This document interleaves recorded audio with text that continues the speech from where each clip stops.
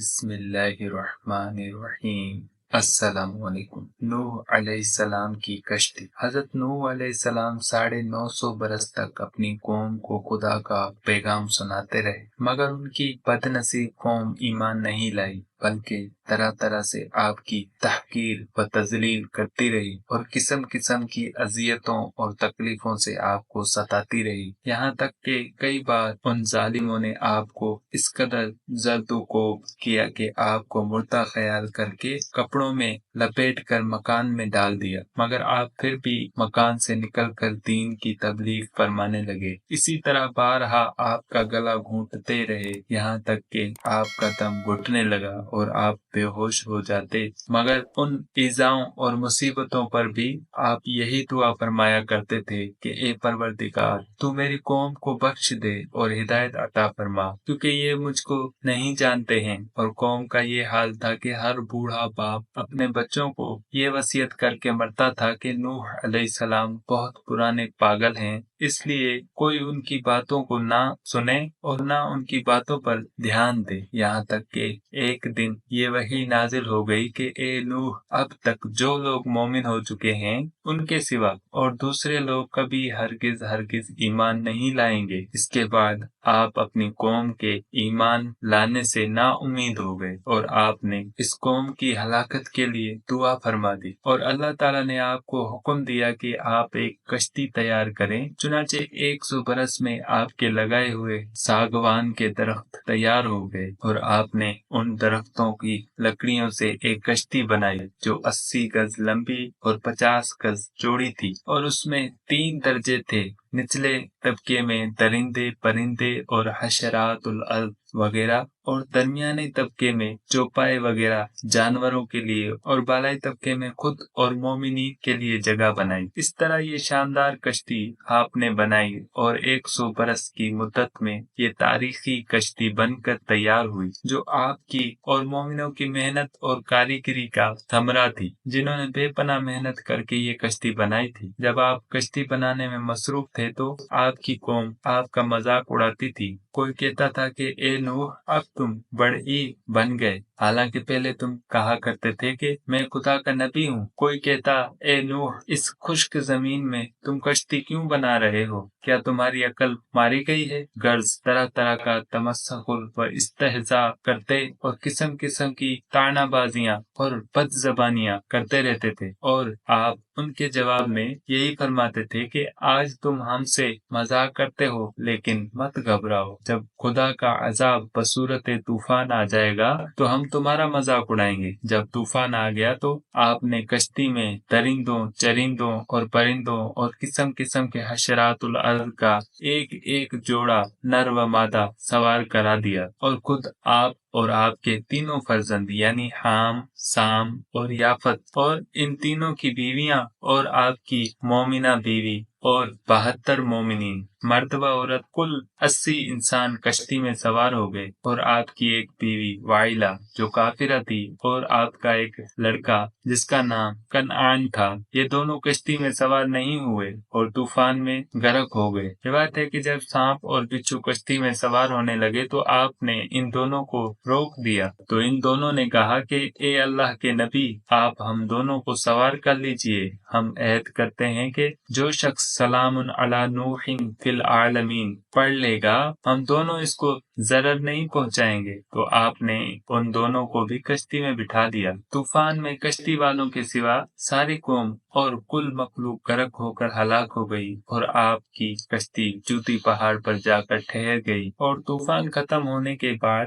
آپ مع کشتی والوں کے زمین پر اتر پڑے، اور آپ کی نسل میں بے پناہ برکت ہوئی کہ آپ کی اولاد تمام روئے زمین پر پھیل کر آباد ہو گئی، اسی لیے آپ کا لقب آدم ثانی ہے۔ قرآن مجید میں خداوند عز و جل نے اس واقعے کو ان الفاظ میں بیان فرمایا ہے کہ پارہ نمبر 12 سورہ ہود آیت نمبر 36 سے 39 تک، ترجمہ کنز ایمان۔ اور نوح کو وحی ہوئی کہ تمہاری قوم سے مسلمان نہ ہوں گے مگر جتنے ایمان لا چکے، تو غم نہ کھا اس پر جو وہ کرتے ہیں، اور کشتی بنا ہمارے سامنے اور ہمارے حکم سے، اور ظالموں کے بارے میں مجھ سے بات نہ کرنا، وہ وہ ضرور ڈبائے جائیں گے۔ اور نوح کشتی بناتا ہے، اور جب اس کی قوم کے سردار اس پر گزرتے اس پر ہنستے، بولا اگر تم ہم پر ہنستے ہو تو ایک وقت ہم تم پر ہنسیں گے جیسا کہ تم ہنستے ہو، تو اب جان جاؤ گے کس پر آتا ہے وہ عذاب کے اسے رسوا کرے، اور اترتا ہے وہ عذاب جو ہمیشہ رہے۔ طوفان برپا کرنے والا تنور۔ یوں تو اللہ تعالیٰ نے حضرت نوح علیہ السلام کو 200 برس پہلے ہی بذریعہ وحی مطلع کر دیا تھا کہ آپ کی قوم طوفان میں غرق کر دی جائے گی، مگر طوفان آنے کی نشانی یہ مقرر فرما دی تھی کہ آپ کے گھر کے تنور سے پانی ابلنا شروع ہو جائے گا۔ چنانچہ پتھر کے اس تنور سے ایک دن صبح کے وقت پانی ابلنا شروع ہو گیا، اور آپ نے کشتی پر جانوروں اور انسانوں کو سوار کرانا شروع کر دیا۔ پھر زوردار بارش ہونے لگی جو مسلسل 40 دن اور 40 رات موسلادھار برستی رہی، اور زمین بھی جا بجا شق ہو گئی اور پانی کے چشمے پھوٹ کر بہنے لگے۔ اس طرح بارش اور زمین سے نکلنے والے پانیوں سے ایسا طوفان آ گیا کہ 40 گز اونچے پہاڑوں کی چوٹیاں ڈوب گئیں۔ چنانچہ ارشاد خداوندی ہے کہ پارہ نمبر 12 سورہ ہود آیت نمبر 40، ترجمہ کنز ایمان، یہاں تک کہ جب ہمارا حکم آیا اور تنور ابلا، ہم نے فرمایا کشتی میں سوار کر لے ہر جنس میں سے ایک جوڑا، نر و مادہ، اور جن پر بات پڑ چکی ہے ان کے سوا اپنے گھر والوں اور باقی مسلمانوں کو، اور اس کے ساتھ مسلمان نہ تھے مگر تھوڑے۔ اور آسمان و زمین کے پانی کی فراوانی اور طغیانی کا بیان فرماتے ہوئے ارشاد ربانی ہوا کہ پارہ نمبر 27 سورہ القمر آیت نمبر 11 سے 12 تک، ترجمہ کنز ایمان، تو ہم نے آسمان کے دروازے کھول دیے زور کے بہتے پانی سے، اور زمین چشمے کر کے بہا دی، تو دونوں پانی مل گئے اس مقدار پر جو مقرر تھی، یعنی طوفان آ گیا اور ساری دنیا غرق ہو گئی۔ طوفان کتنا زوردار تھا اور طوفانی سیلاب کی موجوں کی کیا کیفیت تھی، اس کی منظر کشی قرآن مجید نے ان لفظوں میں فرمائی ہے۔ پارہ نمبر 12 سورہ ہود آیت نمبر 42، ترجمہ کنز ایمان، اور وہ انہیں لیے جا رہی ہے ایسی موجوں میں جیسے پہاڑ۔ حضرت نوح علیہ السلام کشتی پر سوار ہو گئے، اور کشتی طوفانی موجوں کے تھپیڑوں سے ٹکراتی ہوئی برابر چلتی جا رہی تھی، یہاں تک کہ سلامتی کے ساتھ کوہ جودی پر پہنچ کر ٹھہر گئی۔ کشتی پر سوار ہوتے وقت حضرت نوح علیہ السلام نے یہ دعا پڑھی تھی کہ پارہ نمبر 12 سورہ ہود آیت نمبر 41، ترجمہ کنز ایمان، اللہ کے نام پر اس کا چلنا اور اس کا ٹھہرنا، بے شک میرا رب ضرور بخشنے والا مہربان ہے۔ جودی پہاڑ۔ حضرت نوح علیہ السلام کی کشتی طوفان کے تھپیڑوں میں 6 ماہ تک چکر لگاتی رہی، یہاں تک کہ خانہ کعبہ کے پاس سے گزری اور کعبہ مکرمہ کا 7 چکر طواف بھی کیا۔ پھر اللہ تعالیٰ کے حکم سے یہ کشتی جودی پہاڑ پر ٹھہر گئی جو عراق کے ایک شہر جزیرہ میں واقع ہے۔ روایت ہے کہ اللہ تعالیٰ نے ہر پہاڑ کی طرف یہ وحی کی کہ حضرت نوح علیہ السلام کی کشتی کسی ایک پہاڑ پر ٹھہرے گی، تو تمام پہاڑوں نے تکبر کیا، لیکن جودی پہاڑ نے تواضع اور عاجزی کا اظہار کیا، تو اللہ تعالیٰ نے اس کو یہ شرف بخشا کہ کشتی جودی پہاڑ پر ٹھہری۔ اور ایک روایت ہے کہ بہت دنوں تک اس کشتی کی لکڑیاں اور تختے باقی رہے، یہاں تک کہ اگلی امتوں کے بعض لوگوں نے اس کشتی کے تختوں کو جودی پہاڑ پر دیکھا تھا۔ محرم کی 10ویں تاریخ عاشورہ کے دن یہ کشتی جودی پہاڑ پر ٹھہری۔ چنانچہ اس تاریخ کو کشتی کی تمام مخلوق یعنی انسان اور وحوش و طیور وغیرہ سبھی نے شکرانے کا روزہ رکھا، اور حضرت نوح علیہ السلام نے کشتی سے اتر کر سب سے پہلے جو بستی بسائی اس کا نام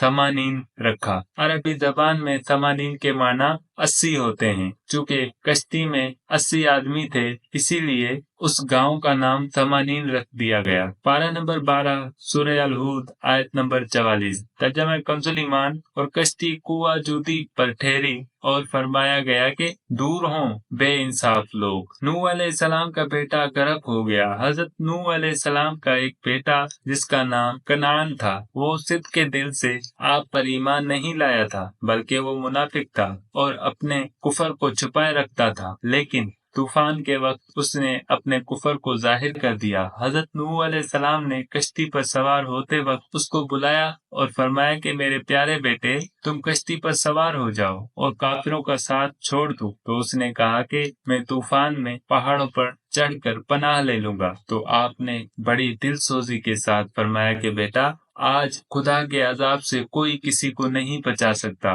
ہاں جس پر خداوند کریم اپنا رحم فرمائے بس وہی بچ سکتا ہے۔ باپ بیٹے میں یہ گفتگو ہو رہی تھی کہ ایک زوردار موج آئی اور کنعان غرق ہو گیا، اور ایک روایت میں یہ بھی آیا ہے کہ کنعان ایک بلند پہاڑ پر چڑھ کر ایک غار میں چھپ گیا اور غار کے تمام سوراخوں کو بند کر لیا، مگر جب طوفان کی موج اس پہاڑ کی چوٹی سے ٹکرائی تو غار میں پانی بھر گیا۔ اس طرح کنعان اپنے بول و براز میں لت پت ہو کر غرق ہو گیا۔ قرآن مجید میں اللہ عز و جل نے اس واقعے کے بارے میں یوں ارشاد فرمایا کہ پارہ نمبر 12 سورہ ہود آیت نمبر 42 سے 43 تک ترجمہ کنز ایمان۔ اور نوح نے اپنے بیٹے کو پکارا اور وہ اس سے کنارے تھا، میرے بچے ہمارے ساتھ سوار ہو جا اور کافروں کے ساتھ نہ ہو۔ بولا، اب میں کسی پہاڑ کی پناہ لیتا ہوں، وہ مجھے پانی سے بچا لے گا۔ کہا،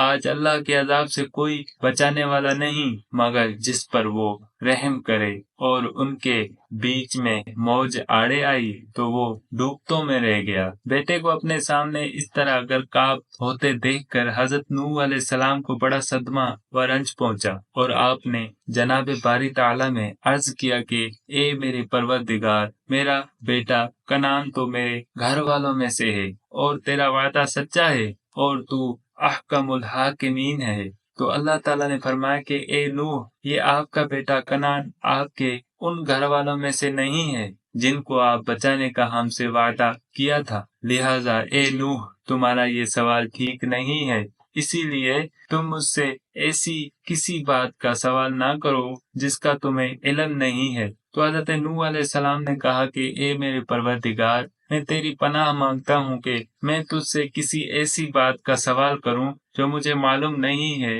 اور اگر تو مجھے معاف فرما کر رحم نہ فرمائے گا تو میں نقصان میں پڑ جاؤں گا۔ قرآن مجید میں حضرت حق جل جلالہ نے اس واقعے کو بیان فرماتے ہوئے ارشاد فرمایا کہ پارہ نمبر 12 سورہ ہود آیت نمبر 45 سے 47 تک ترجمہ کنز ایمان۔ اور نوح نے اپنے رب کو پکارا، عرض کی، اے میرے رب، میرا بیٹا بھی تو میرا گھر والا ہے، اور بے شک تیرا وعدہ سچا ہے اور تو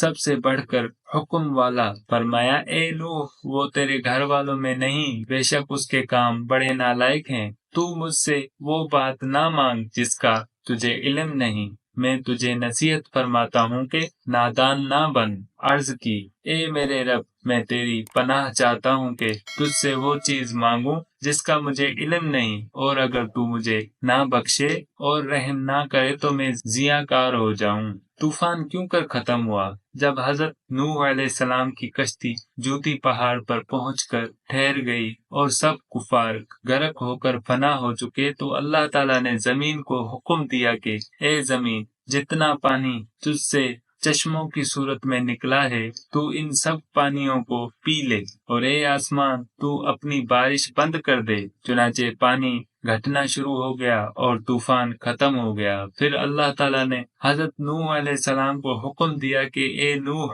آپ کشتی سے اتر جائیے، اللہ کی طرف سے سلامتی اور برکتیں آپ پر ہیں اور ان لوگوں پر بھی ہیں جو کشتی میں آپ کے ساتھ رہے۔ حدیث شریف میں آیا ہے کہ حضرت نوح علیہ السلام نے روئے زمین کی خبر لانے کے لیے کسی کو بھیجنے کا ارادہ فرمایا، تو سب سے پہلے مرغی نے کہا کہ میں روئے زمین کی خبر لاؤں گی، تو آپ نے اس کو پکڑ لیا اور اس کے بازوؤں پر مہر لگا کر فرمایا کہ تجھ پر میری مہر ہے، تو پرند ہوتے ہوئے بھی لمبی اڑان نہ اڑ سکے گی اور میری امت تجھ سے فائدہ اٹھائے گی۔ پھر آپ نے کوے کو بھیجا تو وہ ایک مردار دیکھ کر اس پر گر پڑا اور واپس نہیں آیا، تو آپ نے اس پر لعنت فرما دی اور اس کے لیے بد دعا فرما دی کہ وہ ہمیشہ خوف میں مبتلا رہے۔ چنانچہ کوے کو حل و حرم میں کہیں بھی پناہ نہیں ہے۔ پھر آپ نے کبوتر کو بھیجا تو وہ زمین میں نہیں اترا بلکہ ملک سبا سے زیتون کی ایک پتی چونچ میں لے کر آ گیا تو آپ نے فرمایا کہ تم زمین پر نہیں اترے، اس لیے پھر جاؤ اور روئے زمین کی خبر لاؤ۔ تو کبوتر دوبارہ روانہ ہوا اور مکہ مکرمہ میں حرم کعبہ کی زمین پر اترا اور دیکھ لیا کہ پانی زمین حرم سے ختم ہو چکا ہے اور سرخ رنگ کی مٹی ظاہر ہو گئی ہے۔ کبوتر کے دونوں پاؤں سرخ مٹی سے رنگین ہو گئے اور وہ اسی حالت میں حضرت نوح علیہ السلام کے پاس واپس آ گیا اور عرض کیا کہ اے خدا کے پیغمبر، آپ میرے گلے میں ایک خوبصورت توق عطا فرمائیے اور میرے پاؤں میں سرخ خضاب مرحمت فرمائیے اور مجھے زمین حرم میں سکونت کا شرف عطا فرمائیے۔ چنانچہ حضرت نوح علیہ السلام نے کبوتر کے سر پر دستے شفقت پھیرا اور اس کے لیے یہ دعا فرما دی کہ اس کے گلے میں دھاری کا ایک خوبصورت ہار پڑا رہے اور اس کے پاؤں سرخ ہو جائیں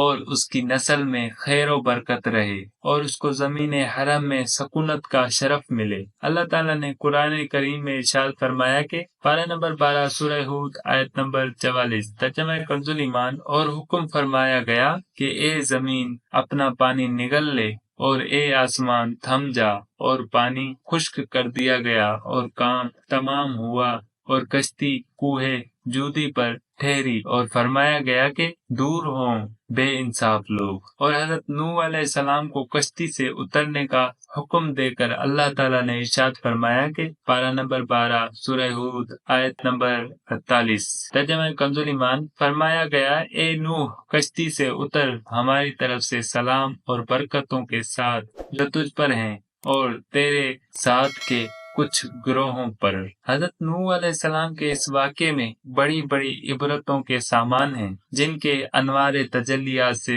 قلوب مومنین پر ایسی ایمانی روشنی پڑتی ہے جس سے مومنین کا سینہ نور عرفان و جلوہ ایمان سے منور اور روشن ہو جاتا ہے۔ چند تجلیوں کی نشاندہی حاضر ہے۔ نمبر 1، حضرت نوح علیہ السلام 950 برس تک اپنی قوم کی ایذا رسائیوں اور دل خراش طعنوں اور گالیوں کے باوجود صبر و تحمل کے ساتھ اپنی قوم کو ہدایت کا درس دیتے رہے، اور جب تک ان پر وحی نہیں آ گئی کہ یہ لوگ ایمان نہیں لائیں گے اس وقت تک آپ برابر ہدایت کا وعظ سناتے ہی رہے۔ جب بذریعہ وحی آپ ان لوگوں کے ایمان سے مایوس ہو گئے تو آپ نے ان ظالموں کے لیے ہلاکت کی دعا فرمائی۔ قوم مسلم کے واعظوں اور ہادیوں کے لیے حضرت نوح علیہ السلام کا اسوہ حسنہ چراغ ہدایت و منارہ نور ہے کہ وہ بھی صبر و استقلال کے ساتھ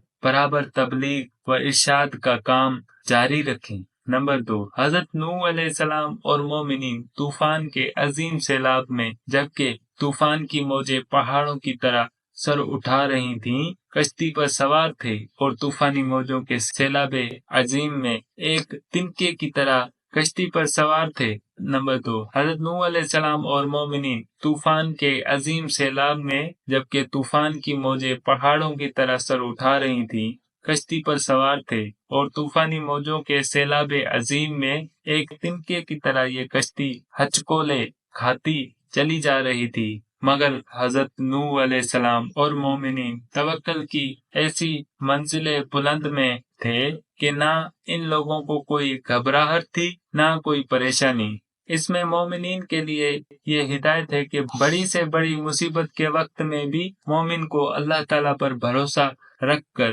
مطمئن رہنا چاہیے۔ نمبر 3، حضرت نوح علیہ السلام کا بیٹا کنعان کافر تھا۔ اس سے پتہ چلتا ہے کہ نیکوں کی اولاد کے لیے یہ ضروری نہیں کہ وہ نیک ہی ہوں، بروں کی اولاد اچھی اور اچھوں کی اولاد بری ہو سکتی ہے۔ یہ خداوند تعالیٰ کی مشیت اور مرضی پر موقوف ہے، وہ جس کو چاہے اچھا بنا دے اور جس کو چاہے برا بنا دے۔ واللہ تعالی عالم۔ السلام علیکم۔